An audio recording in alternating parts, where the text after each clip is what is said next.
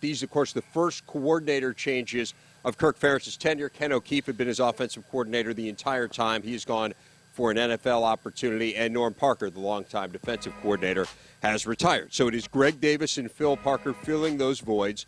Parker, the more familiar name to Iowa fans. He's been on the staff for the entirety of Ferentz's tenure here as the secondary coach. Davis, very well respected in college football circles, was a head coach at Tulane, spent 13 years as Mack Brown's offensive coordinator at Texas, coordinated a national championship offense in 2005, a team that averaged more than 50 points per game. New Iowa offensive coordinator Greg Davis joins us now on the set. And, Coach, we have mentioned the transition for Coach Ferentz, his first new coordinators in his tenure here at Iowa. It's a transition for you, too, obviously, having spent 13 years with Mack Brown. What has the biggest adjustment been for you? Oh, I don't know that it's a tremendous adjustment schematically because, kids want to be coached. They want to practice hard. Kirk has done a great job here over the years. Our players know how to practice. They practice physical. They practice hard.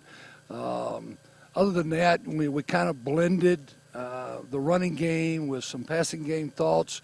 Want to do a few things a little bit different. Maybe want to play a little more tempo ball.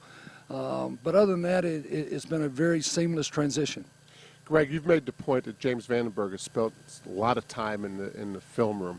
How does a player that spends that much time in the film, how does it help him specifically with certain things?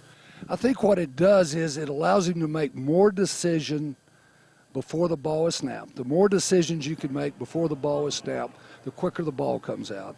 I also think it helps him understand where all of his checkdowns are, where it's 1, 2, through the progression. So he just gets to play at a faster level. That's the biggest thing. Coach, you talk about being tempo. Does that mean the ball's going to be flying all over the park, or are you going to be still running it and then throwing? Oh, we're still going to run the football, but we're going to throw it a little bit. And I told a group down in Des Moines, we're going to throw it deep every snap. And but we're going to try to mix it up pretty good. When I mention tempo, I'm talking about playing from a no huddle sometimes.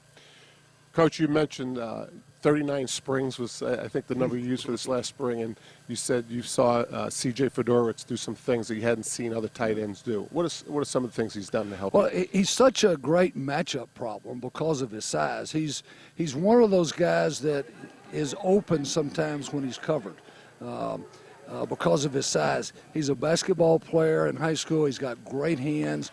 He's really taken to the things that we're doing. Our tight end has a lot of flexibility, a lot of options in this offense, and he's really done a good job. But the key is that he's such a matchup problem. You mentioned joking around saying we're going to throw it deep on every passing play, but you had mentioned in the spring that you felt one thing that was lacking a little bit was speed on the flank. Who do you think can be that deep threat on the occasions when you do throw deep? Well, one thing we found in camp, our guys are playing so much faster. They feel comfortable with what they're doing. A lot of times in the spring, you could almost see them as they came off the ball. They were measuring routes. They were unsure what the certain parameters they could run in. So I've seen Keenan Davis and Cavani Martin-Manley, Donald Shumpert. Those guys, they look faster now than they were in the spring. There are some young guys that we're excited about. We're going to hold judgment on them until we put them in some live work. Offensive coordinator Greg Davis, welcome to the Big Ten. Thanks for spending some time with us. My pleasure.